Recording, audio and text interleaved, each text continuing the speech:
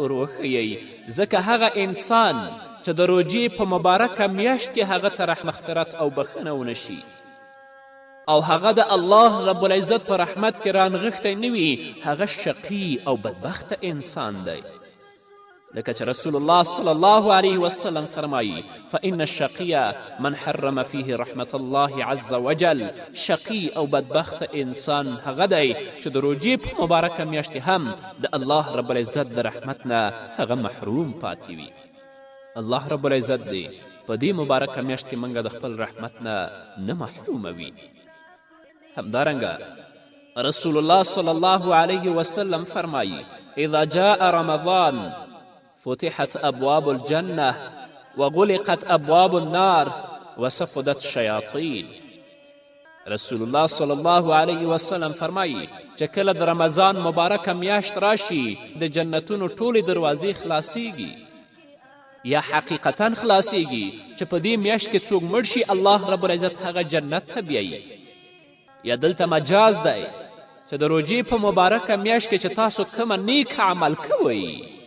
هغه تاسو جنت طرف ته لارښوونه کوي او الله رب العزت به تاسو جنت ته داخلوي.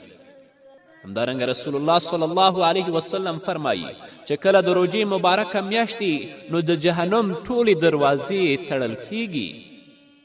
حقیقتا چې په دې میاشت کې څوک مړ شي الله به جهنم ته نه بیایي. یا مجاز دی د دې نه چې په دې کې هغه اعمالو ته تاسو مخه کړئ چې الله رب العزت د هغو عملونو په واسطه باندې تاسو د جهنم د اور نه بچ کړي او تاسو جنت ته داخل کړي، ځکه د روجې میاشت داسې میاشت ده چې په هغه کې جهنم دروازې تړلې او د جنت دروازې خلاصې دي. همدارنګه رسول الله صلی الله علیه وسلم فرمایي چې د روجې مبارکه میاشت داسې میاشت ده چې په دې کې هغه سرکشه شیطانان تړل کیږي. هغه مسلمانان بندگان د الله چې هغوی په اخلاص او صداقت سره روجه نیسي، شیطان هیڅ کله نشي کولی چې هغه د خپل تاثیر او د خپل وسوسو لاندې راولي. الله رب العزت دې موږ ته د نیکو اعمالو توفیق راکړي. همدارنګه رسول الله صلی الله علیه وسلم فرمایي كل عمل ابن آدم يضاعف الحسنة بعشر أمثالها إلى 700 ضعف قال الله تعالى إلا الصوم فإنه لي وأنا أجزي به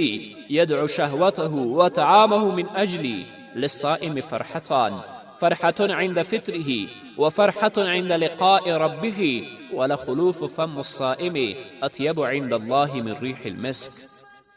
رسول الله صلی الله علیه وسلم فرمایي هر مسلمان بنده د بني آدم زوی چې کومه نیک عمل کوي الله رب العزت به د یوې نیکي په بدل کې هغه ته 10 اجرونه لیکي، تر دې چې الله رب العزت به د یوې په نیکي په بدل کې دې ته 700 اجر او 700 ثواب لیکي. خو الله رب العزت فرمایي مګر روژه،